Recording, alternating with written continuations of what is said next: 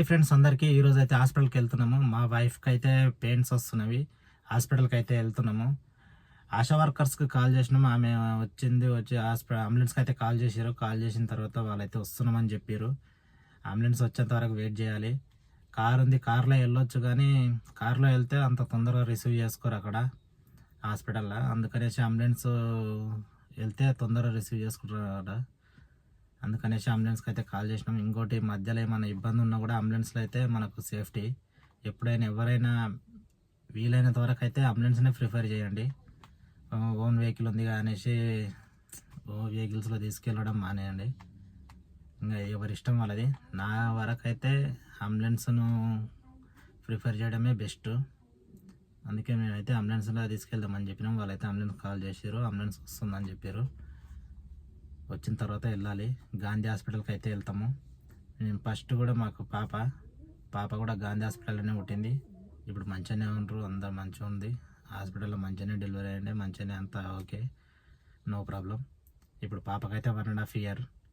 ఇప్పుడు వెళ్ళాలి. ఇప్పుడు వెళ్ళిన తర్వాత మరి పాప నా బాబా తెలియదు. ఇప్పుడు చూడాలి. అక్కడికి వెళ్ళిన తర్వాత పాప నా బాబా ఎవరనేది అక్కడికి వెళ్ళిన తర్వాత తెలిసి ఇప్పుడైతే మనకు తెలియదు. చూద్దాం. అక్కడికి వెళ్ళిన తర్వాత అంబులెన్స్ వస్తే వెళ్ళాలి, చూద్దాం. హాస్పిటల్కి అయితే వచ్చినాం. వచ్చేసరికి 9:30 అయింది. 9:30కి వచ్చేసినాం. లోపలికి అయితే తీసుకెళ్ళారు. డాక్టర్లు చూసి ఇప్పుడైతే కాదని చెప్పారు. ఒక 2-3 days టైం పడుతుంది, కానీ ఇక్కడే ఉండాలి, అయ్యే ఛాన్స్ ఉంది, కాబట్టి మీరేం మళ్ళీ ఇంటికి వెళ్ళాల్సిన అవసరం లేదు, ఇక్కడే వెయిట్ చేయాలని చెప్పారు. సరే అని చెప్పినాం. పేషెంట్ అంటే అయితే ఒక మనిషిని ఉండనిస్తారు. మా అక్క ఉన్నది.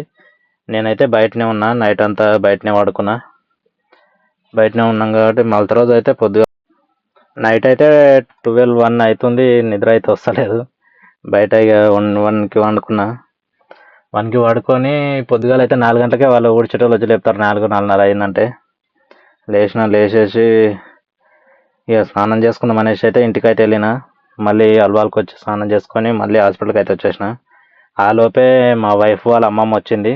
హాస్పిటల్ ఉన్నది. ఇంకా అక్క ఫోన్ చేసిండే. సరే అనేసి నేను హాస్పిటల్కి వచ్చిన తర్వాత అక్కనైతే ఇంటికి పంపించేసిన.